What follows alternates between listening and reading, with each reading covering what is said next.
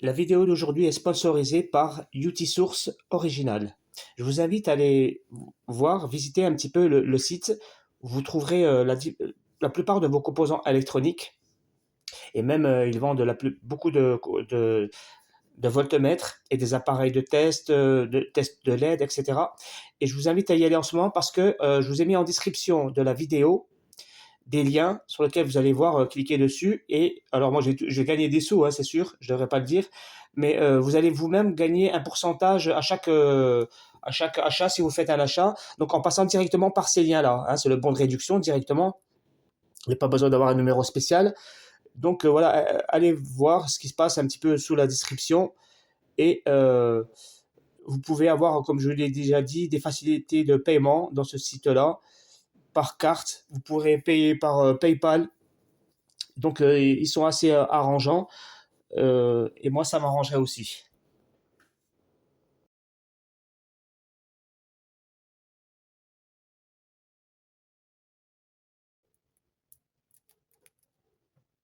Bonjour Alécom, aujourd'hui je vais vous apprendre à réparer une carte mère d'une télévision. Alors ici c'est une télévision Philips, mais c'est la même démarche pour une télévision Samsung, Thomson, LG, etc. Les autres marques, la démarche est toujours la même.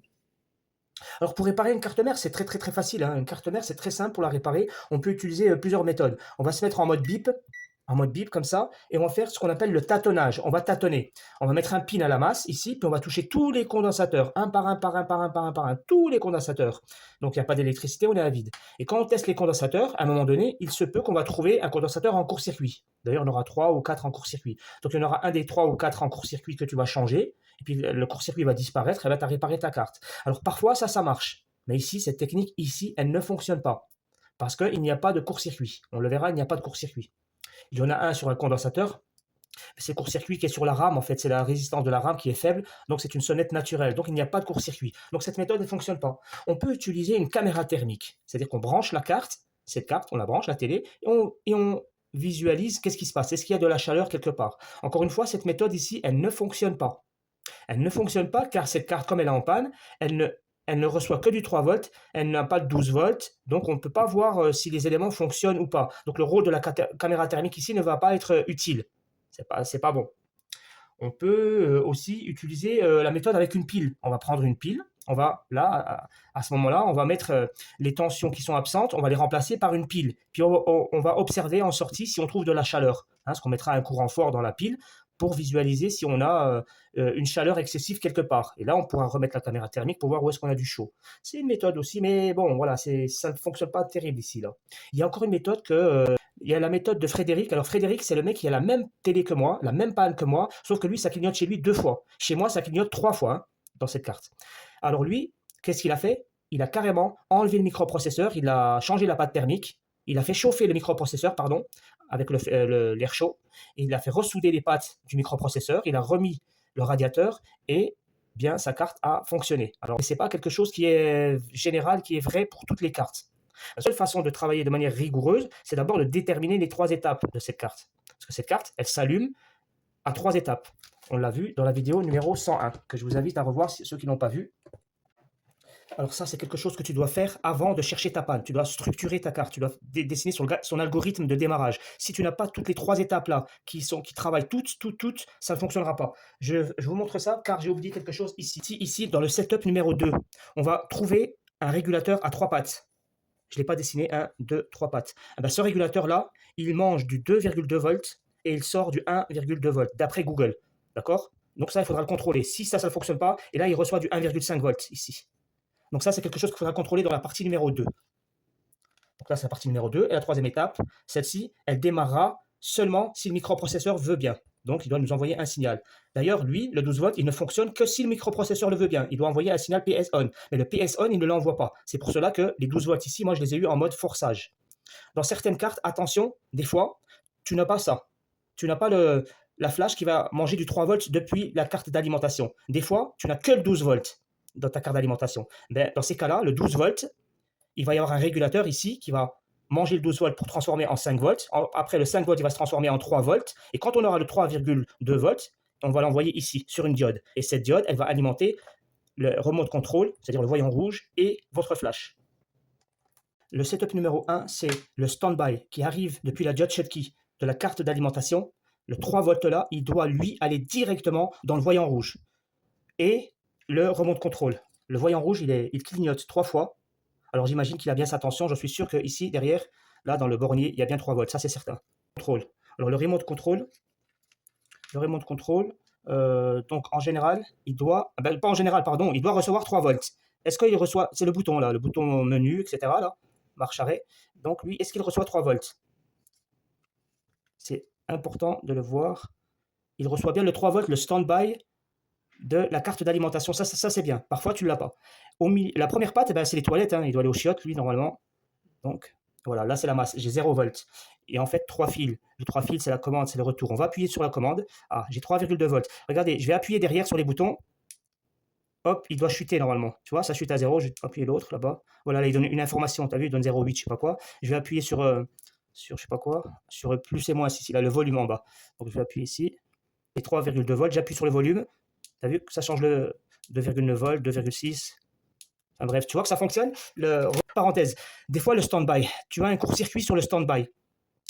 Ton 3,3 volts, la diode Schottky, elle est en court-circuit, donc tu vas la contrôler, mais elle est bonne la diode Schottky. En fait, il n'y a pas de court-circuit. Le court-circuit, tu l'as sur la carte mère. Ben, les gens ne trouvent pas où est la panne de ce 3,3 volts souvent, parce qu'ils oublient de contrôler justement le remote control. Le remote control, il peut souvent avoir un bouton qui se met en fait, il y a l'humidité qui rentre ici dans le condensateur, donc ça fait un court-circuit. Et ce court-circuit-là, il génère un court-circuit. On met le 3,2 volts, on l'envoie à la masse. Ça fait quoi? Ça fait un court-circuit, ça fait un fil. Ça fait que la tension, elle chute. La tension de la diode Schottky. C'est pour ça que tu as la tension, que tu as 0 volts à l'entrée de la carte d'alimentation. Donc, il faut contrôler le remote control. Tu as souvent un bouton qu'il faut changer. Quelquefois, il faut changer le bouton et le condensateur qui va avec. Je ferme la parenthèse. Donc, là, la partie remote control, c'est terminé.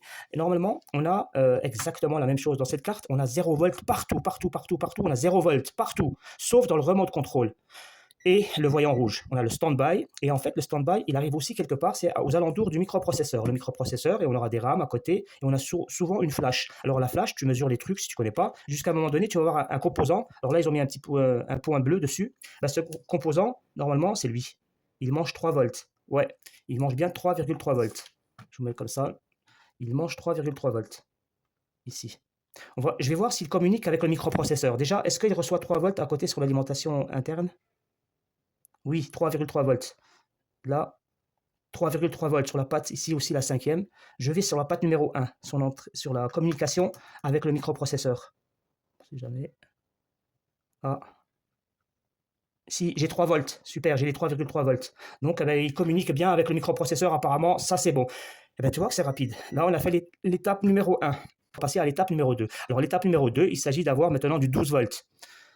Mais lui, pour l'instant, il détecte qu'il y a une panne quelque part. Comme, il faut le comprendre, hein, ça, comme il y a une panne dans cette carte, le microprocesseur ne travaille pas. Il refuse d'envoyer un petit signal. Alors lui, il a de quoi? Il a une petite pile grâce aux 3 volts de la flash. Il a reçu l'information. Il sait qu'il y a une panne. C'est la flash, le BIOS, la flash là, le BIOS, lui, il vérifie que tout le monde va bien. S'il sait le BIOS qu'il y a un problème quelque part, il le dit au microprocesseur. Et le microprocesseur, il refuse de donner le on-off, le signal enable, comme le PS on, le BL on, et on verra en bas aussi un signal on-off pour activer des bobines, pour activer des régulateurs.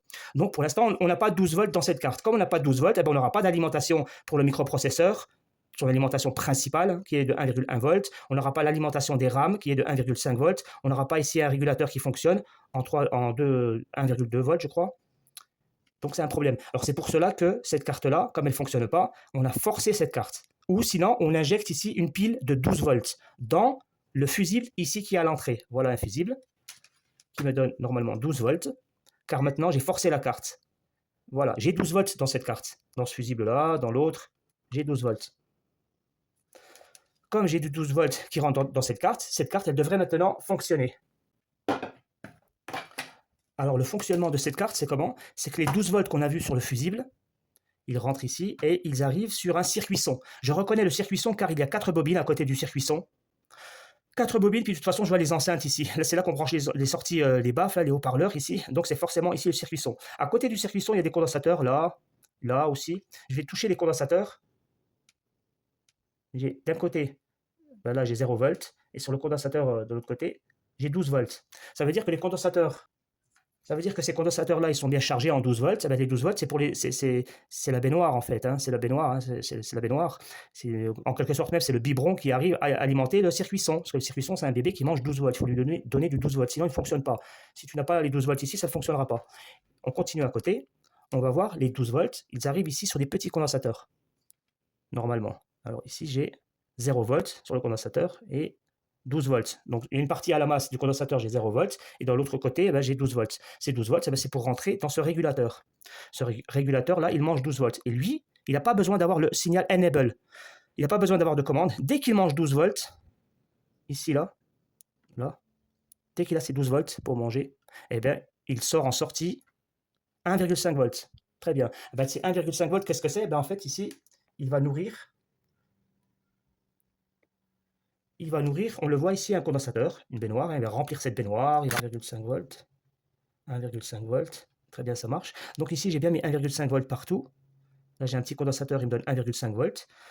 Donc ça, c'est pour donner à manger à ces rames ici, là. Donc les rames, là, elles fonctionnent. Dans le setup numéro 2, j'ai bien le circuit son et j'ai bien les rames qui sont alimentées. J'ai à côté, ici, on en profite, un petit régulateur. Ce petit régulateur, il mange 2,2 volts, comme la photo de Frédéric qui nous a envoyé, notre abonné, la photo professionnelle, hein, Google qui nous a envoyé, il nous dit qu'ici, je dois avoir 1,2 volts et j'ai pareil. Et ici, j'ai 2,2 volts, j'ai pareil. Et là, j'ai 1,5 volts. Donc, j'ai la même chose. Vous avez vu, ici, j'ai la même chose que lui. J'ai la même chose que la photo. Donc, on est bien. On est bien ici. On continue, on a des régulateurs ici. Alors, ces régulateurs-là, est-ce qu'il mange 12 volts? Alors, je regarde. Ici, 0 volts. 12 volts. Donc, ces régulateurs, donc ici, on a bien 12 volts sur ce condensateur. C'est pour alimenter ici 2 circuits. En fait, en vérité, ce sont des MOSFET, ce ne sont pas des régulateurs. Je vous expliquerai ça plus tard. C'est un montage suiveur et en mode push-pull, en cascade, pour avoir ici du courant fort. D'accord? En fait, eh ben, tu le vois que c'est un buck. C'est un buck converteur, en fait. Tout simplement, c'est un buck converteur. Pourquoi je prends des mots? Tu vois que tu as une diode Zener ici. Ça, la diode Zener, je ne l'avais pas vu. En fait, on a un MOSFET, une diode Zener et une bobine.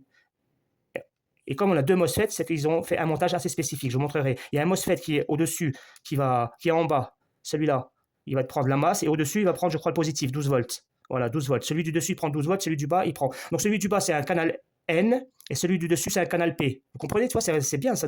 On comprend vite. En fait, c'est un transistor là, il y a un transistor en bas. Mais c'est le transistor MOSFET. Alors, le transistor MOSFET qui coupe le négatif, ben, lui, on l'appelle négatif. C'est plus simple. C'est pas comme les transistors. C'est le contraire dans les transistors. Et le MOSFET qui coupe le 12 volts, ici, celui-là, là. Celui-là, il coupera le 12 volts, clac, clac, clac, clac, clac. Ben, lui, on l'appelle positif, on l'appelle canal P. En sortie, on a 1,1 volts, comme c'est dans la photo Google d'ailleurs. Ça, c'est l'alimentation du microprocesseur. Le cours, pour résumer, le circuit son, les RAM, le microcontrôleur, le microprocesseur. Je ne vais plus reparler du court-circuit de la RAM, hein, du court-circuit qui est naturel. Et on a encore un régulateur ici qui tout ça fonctionne très, très, très, très, très bien. En entrée, on va recevoir le 12 volts, le même 12 volts qu'on reçoit dans nos bobines. Dans le fusible en entrée de la carte, on reçoit un 12 volts. Ben, c'est ce 12 volts qu'on va aller chercher en bas. Dans 2 régulateurs, ce régulateur-là et ce régulateur-là, ils doivent recevoir 12 volts. Là, il y a 0 volts. Et là, 12 volts. Dans le régulateur-là qui s'occupera de cette bobine. On a une autre bobine ici avec son régulateur. Et donc, en entrée, ici, on a des condensateurs qui ont 12 volts. Tu vois? Ce régulateur reçoit 12 volts. Alors, est-ce qu'ils font leur travail? Certainement pas. Je pense que celui-là, ben, il me donne 600 millivolts, même pas la moitié, plus que la moitié d'un volt, quoi, pas un volt. Et l'autre, 78 millivolts, donc presque rien et presque rien. Ce sont des tensions parasites. Pour qu'il sorte, il faut d'abord qu'il y ait un signal PS-on, un signal de commande. Ici, c'est pareil. Le régulateur-là, cette machine, elle a besoin d'un enable, un pin enable pour qu'il fasse son travail. Alors, nous, on va forcer la carte à faire ce travail-là. On ne va pas vraiment la forcer, non. On va laisser tranquille le microprocesseur, excusez-moi. On va juste passer après le régulateur. Qu'est-ce qu'il y a après lui? Eh bien, il y a une bobine, la bobine de sortie. Là, on a une bobine. Eh bien, dans cette bobine-là, on va injecter une tension pour voir le comportement de ce que fait cette bobine. Parce que cette bobine, elle donne à manger à plusieurs enfants, quoi, plusieurs bébés ici. Tu vois, plusieurs charges. Par exemple, il donne à manger ici, on a une flash. Je le sais parce que ici, regarde à côté de la flash, tiens. Regarde. On a un condensateur. Ben, ce condensateur, il me donne combien? Il me donne 600 millivolts. Exactement comme dans la bobine. Tu comprends bien que la bobine, donc, elle est source de l'alimentation de ce condensateur. Et ce condensateur, il donne à manger. C'est le biberon de... les deux sont les biberons, la bobine ou le condensateur, c'est pareil. Le condensateur, c'est le contenant, quoi. C'est la baignoire. Et l'eau, elle est là. Elle est dans la bobine. Lui, c'est donc la flash qui va manger ces 3 volts là. Donc là, on va injecter une tension de 3 volts pour voir s'il se passe quelque chose. Quand j'envoie 3 volts, peut-être il y a un court-circuit, peut-être qu'il y a, je sais pas, il y a un comportement. Parce que ces 3 volts, c'est important de les envoyer car ces 3 volts là, ici, là, 600 millivolts, on va les envoyer, ils vont arriver ici. Ils vont arriver ici, tu vois. Il y a une patte, c'est marqué 600 milli. Donc, ça veut dire que cette patte, elle est reliée à cette bobine. Cette bobine qui a 645, et bien là, j'ai 645 aussi. C'est parce que ça vient, ils sont en connexion. Alors, ce régulateur, on va voir s'il me sort en sortie une tension. Là, pour l'instant, c'est du 400. On va voir s'il me donne bien du 2,5 volts, je crois. Puis pareil, au-dessus, on en a 2, en fait, de systèmes comme ça de régulation. Et ensuite, on verra à côté, on a une autre bobine. Alors, on fait attention, on va lui injecter une tension, mais pas n'importe laquelle. Car tout ce qu'il y a après, il va cramer si on ne donne pas la bonne tension. En fait, une bobine, on ne fait pas n'importe quoi. On envoie bien la bonne tension. Ici, par exemple, là, j'ai 78. Ces 78, je vais les trouver ici, dans un autre régulateur là, et dans un autre régulateur là. Donc, cette bobine, elle donne à manger à lui et à lui. Mais ce régulateur-là, on ne sait pas combien lui a envoyé, nous, pour l'instant. On ne sait pas. Mais comme par hasard, ce régulateur-là, il donne à manger ici, dans un... Alors, je touche au hasard. Je ne sais pas si je vais l'avoir. Là, il y a du jus. Voilà, 78, tu vois, dans cette clé USB. La clé USB là, donc on sait qu'elle mange de cette bobine. Donc la clé USB, comme on sait qu'elle mange 5 volts, voilà pourquoi je vais injecter ici 5 volts et pas 6 volts. Si j'envoie 6 volts, je vais cramer les choses qui mangent 5 volts. Donc là, il y a lui, et il y a peut-être lui. Lui, je ne sais pas s'il mange vraiment 5 volts. Je ne sais pas s'il mange 5 volts ou 12 volts. Honnêtement, je ne sais pas. On va envoyer du 3 volts et du 5 volts avec un courant faible. Hein. Ici, on ne va pas envoyer du 5 ampères ou du 6 ampères. Ça ne sert à rien. On va juste envoyer un petit courant normal, même tu couperas le courant si tu veux, tu envoies juste la tension. Parce que là, il s'agit de voir le comportement des régulateurs en sortie. Est-ce qu'on a un bon résultat, oui ou non? Si après on a un autre problème, une absence de tension, là on mettra un courant très fort pour voir si ça brûle quelque part, pour chercher la panne. Mais d'abord, on cherche à voir le comportement, pour comprendre où se trouve s'il y a une panne ou pas. Elle est débranchée. Il n'y a pas de jus. À la rigueur, tu débranches et en plus tu décharges ton condensateur. Moi, je ne l'ai pas fait, je ne le fais jamais. Donc là, je vais régler mon volt, mon potentiomètre, je vais régler allez, à 3 volts. Ma pile, je la règle à 3 volts, 2 ou même plus bas, hein, tu peux un petit peu plus bas. 3 volts, 4. Voilà, 3,2, je la règle à 3,2 volts. Et pour voir le courant, si tu veux, regarde, si je fais un court-circuit comme ça, si je fais un court-circuit, si je touche mes 2 fils, là je fais un court-circuit, tu vois que la tension elle disparaît quand tu fais un court-circuit. C'est ça un court-circuit. Tu fais toucher les 2 fils de la pile, mais tu vois le courant il sort ici de 0,2 ampères. 0,2 ampères. C'est vraiment un petit courant. J'ai pas mis beaucoup de courant dans cette pile. Donc là, le noir, je vais le relier à la masse. Voilà, je mesure avec mon testeur. Est-ce que j'ai bien une tension ici? Normalement, je devrais trouver la même chose que ma pile. Ma pile, elle me donne 3 volts, donc je trouve ici 3 volts. La même chose, c'est normal. Ben, cette pile, je vais l'envoyer dans la bobine ici, là, dans cette bobine, pour voir le comportement. Je vais voir s'il y a une étincelle. Non, rien du tout. Je vérifie tout de suite. Alors, ici, j'ai comment ça s'appelle, une flash. Elle a son condensateur ici. Je vais voir la flash si elle me donne une tension. 3 volts. J'ai toujours 3 volts. Très bien. Ben, je continue. J'ai ici 3 volts, j'envoie 3 volts. Et j'envoie ici le régulateur. Est-ce qu'il me donne 3 volts? Ben, le régulateur, il reçoit bien mes 3 volts que j'ai envoyés sur la bobine. Quand je mets la bobine 3 volts, j'ai ici 3 volts. Est-ce qu'en sortie, 1,2? J'ai bien 1,2 volts. Ah, vous voyez pas, c'est mal filmé. Dans la sortie ici du régulateur, j'ai 1,2 volts. Donc ici, ce régulateur, il fonctionne pas. Je vais voir ici. Et là-bas, j'ai un autre régulateur qui est là-bas. Et ici, c'est normalement sa sortie. Je vais voir. Voilà, ici j'ai bien 1 volt. D'accord? Ici, donc, j'ai 2 régulateurs qui fonctionnent très bien. Lorsque j'envoie 3 volts, lorsque j'envoie ma tension de 3 volts depuis la pile, j'ai bien 1 volt ici en sortie. Là, j'ai 1 volt. Dans ce régulateur-là, en sortie du régulateur, j'ai bien 1,2 volts. Et ça, c'est bien comme indiqué dans la photo qu'il nous a envoyé Frédéric. Donc ça aide. Tu vois, ça fonctionne bien. Et là, j'ai conclusion ici d'abord. Dans le setup numéro 3, tout fonctionne. Tout fonctionne. Lorsque j'injecte mes tensions, il n'y a rien de particulier, quoi. Il n'y a pas de problème. Ici, on a un régulateur qui fonctionne. Là, j'ai un régulateur qui fonctionne. Donc là, c'est bon. Alors, je vais changer mon testeur, mon régulateur. Je vais le monter à 5 volts. Voilà, 4,9, 5 volts, c'est pareil. Et je vais envoyer donc le 5 volts maintenant dans la bobine d'à côté. On ne se trompe pas. On n'envoie pas ici. On l'envoie bien dans le 5 volts. Ici, voilà, là, j'ai mis 5 volts. Et bien, je vais voir mes 5 volts. Donc, ils arrivent ici, normalement. Ou je me trompe. 4 volts ici. 2 volts. 0, attends. 4 volts. Pourquoi 4 volts? Là, j'ai 5 volts. Attends, je vais monter à 5 volts. Lorsque je mesure ici, là, j'ai bien 5 volts sur le voltmètre. Le voltmètre, il me donne 5 volts. Et quand je mets les 5 volts sur la bobine, ici, la tension, elle chute directement. On le voit sur la pile, la tension, elle chute sur la pile. Et quand je touche, là, j'ai 4,2. En fait, la tension, elle chute. Les 5 volts qu'il y a là, ils chutent. Les 5 volts que j'envoie sur la bobine, lorsque je les envoie, ils chutent. Ben ça, c'est pas normal. La tension, elle chute. Ce que je vais faire, je vais mesurer ce régulateur-là. Parce que ce régulateur-là, c'est pas grave. Je vais lui envoyer 4 volts. Donc, est-ce qu'il reçoit 4 volts? Oui. En sortie, est-ce qu'il fait son travail? Alors, je vais voir son condensateur. Vous n'allez pas bien voir. 0 volts. 0 volts. Il ne travaille pas. Bon, là, le régulateur, là, il ne fonctionne pas. Et là-bas, ça doit être pareil. Les deux régulateurs, là, ne fonctionnent pas. J'ai toujours 5 volts. Donc, je coupe ma pile. Ma pile, elle ne sert plus à rien, là. Cette carte. Ici, la situation, j'ai envoyé 3 volts et en sortie, tout se passe bien. Il n'y a pas de chute de tension, on n'a pas de court-circuit, on n'a pas de chaleur, on n'a rien et tout va bien. Et en plus, les régulateurs donnent bien des tensions. Ici, c'est pas pareil. Ici, j'envoie du 5 volts et quand j'envoie 5 volts, ce que je reçois là, c'est du 4 volts. Et là-bas, je reçois 4 volts aussi, au lieu de recevoir 5 volts. Ça, c'est pas normal. Lorsqu'on a une pile, la pile, elle ne doit pas se décharger comme ça. C'est pas possible. Sauf s'il y a un court-circuit.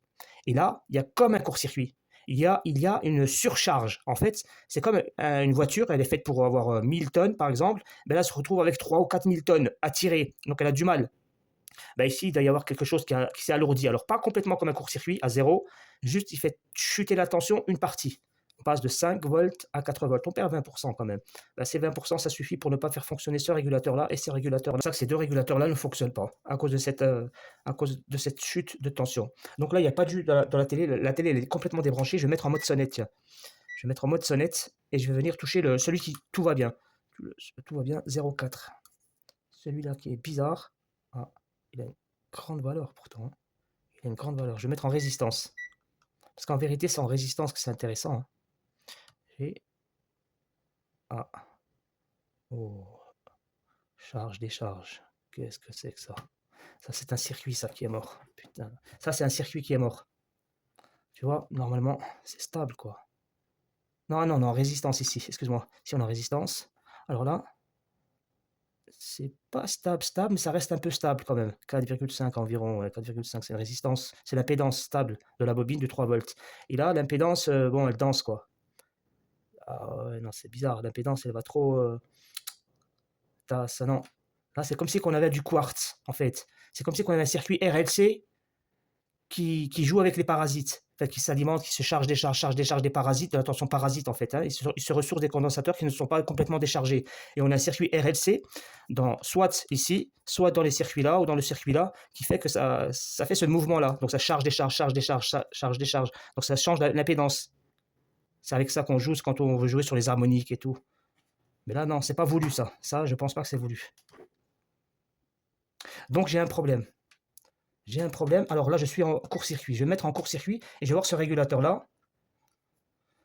Normalement, il y a une bobine. Voilà, il ne sonne pas la masse, hein, c'est bien. Il y a une seule masse. Normalement, il touche une masse. Ah, voilà, là, c'est la masse peut-être naturelle. Moi, 2 fois 2 masses. Bien. Et là, par contre, le régulateur qui est à côté. Alors, il y a ici une masse. Une masse. Une masse. Oh là.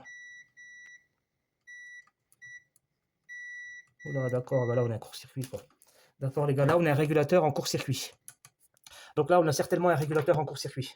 Voilà, on a peut-être trouvé la panne. Ça a été long, les gars, je suis désolé, c'est long comme ça, mais du sérieux. Je vais voir comment il s'appelle, puis on va discuter avec lui. Je vais analyser son schéma et je vais voir comment il fonctionne et je vous l'explique. Alors cette partie, elle est peut-être un petit peu chiante, mais bon, c'est bon de le savoir. Alors on a une panne commande dans cette télé. Dans cette télé, on a une panne avec on a un 12 volts hein, qui arrive depuis le fusible, tout ça, machin. Et ce 12 volts, il arrive directement dans un régulateur. Et ce régulateur, hein, qui a plusieurs pattes, là, on a vu là, ben, il sortait sur lui une bobine. Voilà. Sauf que ce régulateur-là, il a besoin d'un signal enable qui lui vient du microprocesseur. On a le enable ici. Ouais, ENA quoi, Emmett. ENA, en général, ENA, enable. Donc lui, il a besoin d'un signal de commande du microprocesseur pour donner ici une tension de 5 volts. Sauf que les 5 volts, on ne les avait pas. Alors nous, on a injecté du 5 volts ici. Là. Alors ces 5 volts, en fait, sont faits pour venir dans un régulateur qui s'appelle le RT9025. Voilà comment il fonctionne. Lui, il mange directement du 5 volts. Il mange du 5 volts directement. On appelle ça le VDD ou le VCC. Moi, j'aime bien l'appeler le VCC ou le VDD.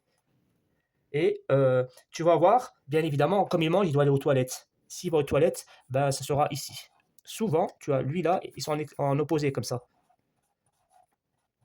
Et bien sûr, ça, c'est le repère, il est là. Comme le repère il est là, ça c'est la patte numéro 1, 2, 3, 4, 5, 6, 7, 8. La patte 1, elle est là. Et la 8, elle est là. Voilà, ça c'est les deux pattes principales.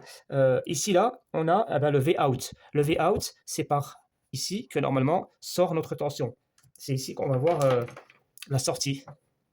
V-sortie, VS, la sortie VS. Cette patte-là, on s'en fout. Elle n'est pas connectée. Elle ne sert à rien. Et là, on aura un ajustable. Ajustable, ça veut dire ajustable. ADG. ADG.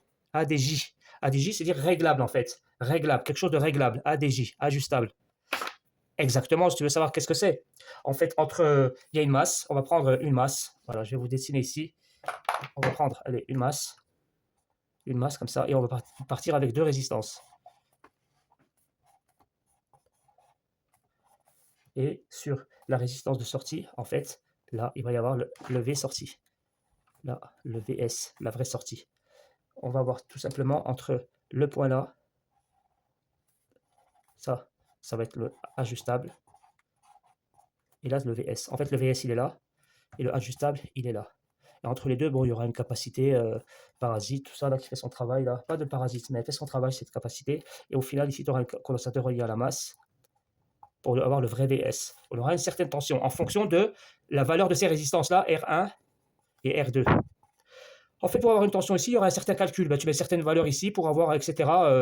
Je crois que c'est R1 plus R2 divisé par la résistance, donc R2. Du coup, multiplié par 0,8 est égal à VS. Voilà. C'est comme ça la relation. C'est la tension de sortie ici, elle sera égale à 0,8, parce qu'il doit recevoir certainement du 0,8 en entrée ici, multiplié par R1 plus R2 divisé par R2. Donc si R1 égale à R2, ben, tu auras 0,8 multiplié par 2, tu auras 1,6 volts. Ici, tu peux avoir 1,6 volts peut-être si R1 égale R2. Alors, ce qui est important de connaître là-dessus, on a un power good. Alors, le power good, il est là. Lui, c'est pour dire que tout va bien. Si lui, son signal, il est OK, eh ben, ça prouve qu'on n'a pas de panne. Le power good, il est là, et lui, il est relié à une résistance, tout simplement, une résistance de 100 kg. Et puis cette résistance, elle est reliée à la masse. Et une certaine tension qui fournit une information au régulateur et qui fait travailler le régulateur. Si elle n'est pas bonne, le power good, le microprocesseur, il le sait, et puis il fait couper la machine. On a encore deux tensions ici, c'est le enable. Voilà, ça c'est important, c'est ça le signal enable. Le signal enable là, c'est le signal qu'on n'a pas. Qu'on n'a pas ici encore dans ce régulateur aussi, il a besoin d'un signal enable pour faire son travail. Et certainement qu'il ne l'a pas. Il ne l'a pas, donc c'est pour ça qu'il ne sort pas ses tensions en sortie. Ça, c'est normal. Donc, il aurait fallu le forcer ou je ne sais pas comment. Donc, mais justement, il faut enlever cette panne. Alors, la panne qu'on a, justement, c'est ça. Maintenant, tu vois, cette panne-là, elle sonne à la masse. Le adjustable, ça c'est pas normal. Ici ça sonne à la masse, ça c'est normal. Ici ça sonne à la masse, ça c'est pas normal. Ou à la rigueur ils ont branché le X à la masse, mais ça m'étonnerait. Donc ici non, ça sonne pas à la masse. On a bien du 5 volts. Ici en fait on n'a pas 5 volts, on a une chute. On a 4 volts. Ici j'ai 5 volts et là j'ai 5 volts. Donc, pardon, ici j'ai une masse là et une masse là. Donc 0 volts, 0 volts, 0 volts, 0 volts, 0 volts, 0 volts partout. Et ça, lui, ce n'est pas un circuit que tu mets 5 volts et que tu trouves 0 volts partout. Hein, on voit bien que là, 0 volts au GND, d'accord. Mais le ajustable, là c'est le VS. on a une tension enable qui vient du microprocesseur, elle ne doit pas avoir 0 volts. Et là, c'était quoi ça? C'était le V-in. Le V-in, ça c'est une information. Alors je ne sais pas d'où vient le V-in, la tension V-in. Je ne sais pas d'où vient le V-in. Le V-in, c'est une petite tension, ne vous cassez pas la tête sur les V-in. Voilà, ça c'était pour le composant là. Alors ce que je vais faire là pour l'instant, je vais juste supprimer le composant. Je vais supprimer le composant car il me semble être en court-circuit.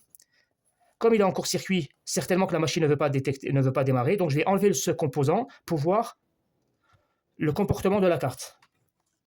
Alors j'ai supprimé le circuit concerné, le RT9025, je l'ai supprimé. Et j'essaie de voir maintenant le comportement de la carte avec une alimentation de 5 volts, marqué ici 5 volts. Je mets la masse, à la carcasse de la télé, et j'envoie le 5 volts à la bobine pour voir le comportement, s'il y a un comportement changé. Et je vois que l'alimentation que j'envoie, elle chute. Hein, ce n'est pas bon, d'avoir une alimentation qui chute. Donc là, on est toujours face au même problème. Le circuit là que je viens de supprimer, je l'ai supprimé parce qu'il y avait pas mal de court-circuits et il ne fonctionnait pas surtout. Il ne donnait pas de tension en sortie. D'ailleurs, il y a un autre régulateur là, lui-même, ne donnait pas de tension en sortie. Alors il faut savoir que derrière la carte, il y a un autre régulateur. Il faut imaginer, hein. Là, faut m'aider. Derrière, il y a un régulateur exactement comme celui-là. Et le régulateur qui est derrière, lui aussi, il mange 5 volts. Il mange les 5 volts de la bobine que j'envoie ici. Alors le régulateur qui est derrière, lorsque je lui envoie les 5 volts qui chutent, malgré ça, derrière lui, il sort du 3,2 volts. Et ces 3,2 volts, ils viennent alimenter la résistance qui est là. Vous vous rappelez, je vous avais parlé de la résistance. Ici, je vous ai dit pour la TNT, il faut 3,2 volts dans le setup 2. Et en fait, je le trouve bien ici. J'ai bien 3,2 volts, je vous montrerai ça plus tard. Le 3,2 volts, je l'ai grâce aux 5 volts ici. Donc en fait, quand j'envoie du 5 volts ici, j'ai une des fonctions du 5 volts qui fonctionne bien. Un régulateur qui est derrière, il n'est pas concerné. Pour moi, il est plus concerné. Parce que ce qui est concerné par le problème, c'est tout ce qui est en parallèle avec le 5 volts. Qui est-ce qui mange le 5 volts? Eh bien, ce régulateur-là, et le régulateur qui est derrière et qui fonctionne très bien. Alors, du coup, moi, je me suis intéressé à ce régulateur-là que j'ai supprimé. C'est très intéressant de voir ça. Il a bien, lui, 8 pattes. Si on regarde son fonctionnement, comment il fonctionne? Il fonctionne avec un VDD. Le VDD, c'est une alimentation qui vient d'une pile. Cette pile, c'est la bobine là. La bobine, elle vient dans la première patte et elle sonne. Ça, c'est le VDD. Donc, j'ai bien la première condition, il lui faut sa tension d'alimentation. En fait, il lui faut une deuxième tension. Hein, c'est une tension de démarrage. C'est un peu comme son on-off à la machine. C'est la deuxième pin, c'est le V-in. Alors, le V-in, là, deuxième pin, il est en court-circuit. Mais quand je regarde le court-circuit, c'est 0,09, 0,10. Quand je me mets en mode résistance, je m'aperçois qu'il est en valeur ohmique de 4,22 ohms. Ben, les 4,22 ohms, là, le V-in, en fait, ça, c'est la résistance du condensateur. Vous vous rappelez des rames? La rame, là, elle a une valeur ohmique de 4,3 ohms. Donc, la tension des rames, là, 1,5 volts, c'est la tension qui va venir ici sur le composant. Ici, attends, je vais allumer la lumière, ça va être mieux. Bien sûr. Sur le composant là, sur le deuxième patte, sur la 1, 2, 3, sur sa troisième patte en fait, hein, si on regarde le numéro, la patte numéro 3, le V-in, ben, ce V-in là, il est source de l'alimentation des rames. Donc on a besoin ici de deux conditions. Pour que lui fonctionne, il y a le VDD et il y a le V-in. Il y a encore une troisième, la patte numéro 2 qui est le enable. Alors ce enable là, il ne sonne pas, il n'est pas en court-circuit, il donne une grande résistance. Il ne sonne pas. Et ce qui est intéressant, c'est de se dire, c'est quoi ce enable? Eh bien, en fait, lui, il a besoin d'un signal. Il a besoin d'un signal d'horloge qui vient du microprocesseur ou d'un microcontrôleur pour démarrer. Donc le circuit que j'ai supprimé tout à l'heure, on a vu qu'il n'avait pas de tension en sortie. Mais en fait, c'était normal. Lui, pareil, il a une tension enable. La même tension enable. Tous les deux, ils ont le même enable.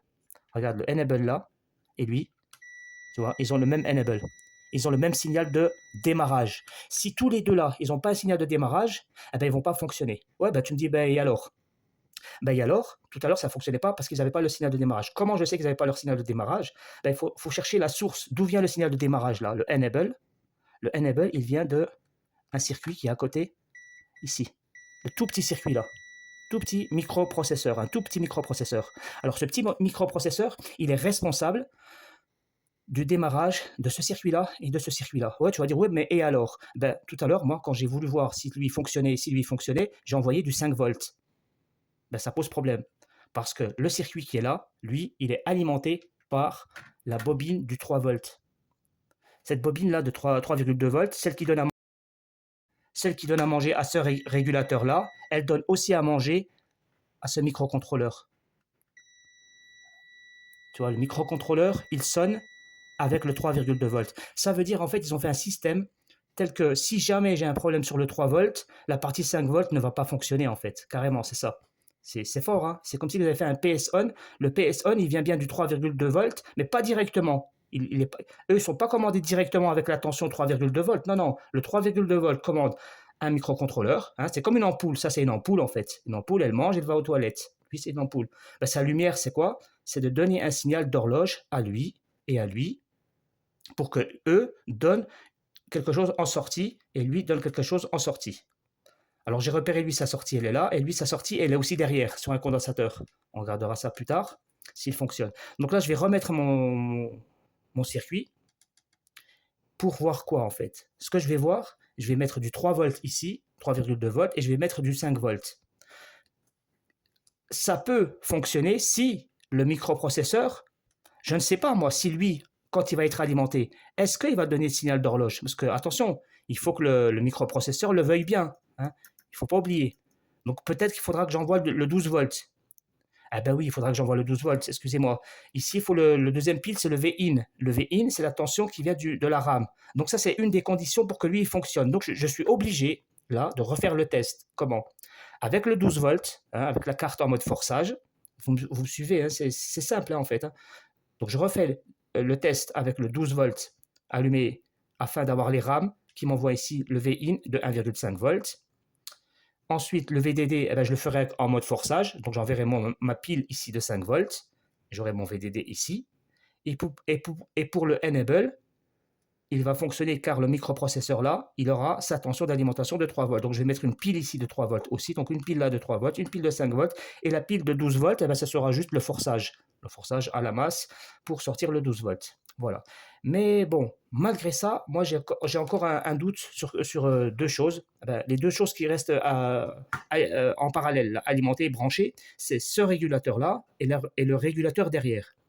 Alors, je les ai analysés comme ça, ils ne sont pas en court-circuit. Ils ne sont pas en court-circuit. S'il y a une patte qui est à la masse, parce que c'est un régulateur qui est branché à la masse, c'est un fixe. Il sort du 3,2 volts, malgré qu'il n'a que 4 volts. Il n'a pas ses 5 volts, mais il sort 4 volts.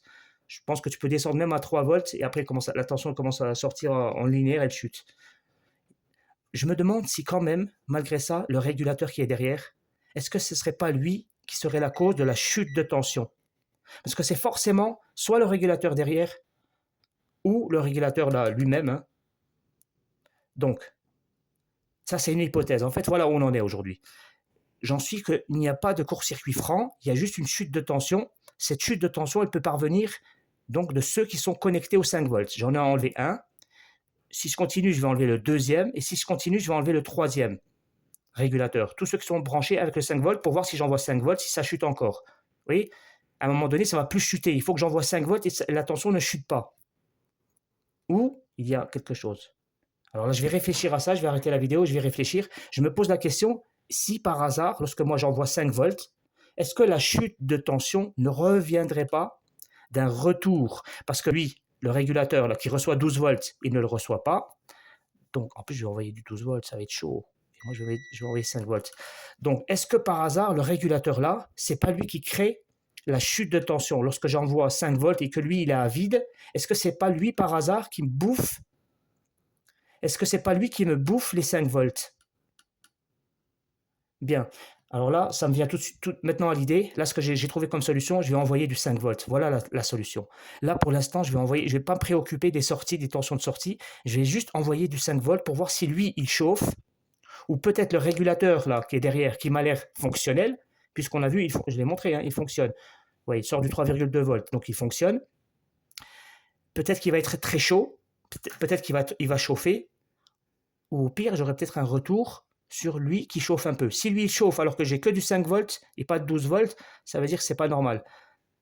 Voilà, mes amis, j'en suis là. Pour l'instant, vraiment, là, là, je vais remettre le circuit parce qu'il n'est pas en court-circuit. Ou alors, je laisse comme ça, de toute façon, il ne gêne pas. Ça ne gêne pas le fonctionnement. C'est juste ce qui nous préoccupe, c'est la tension qui chute.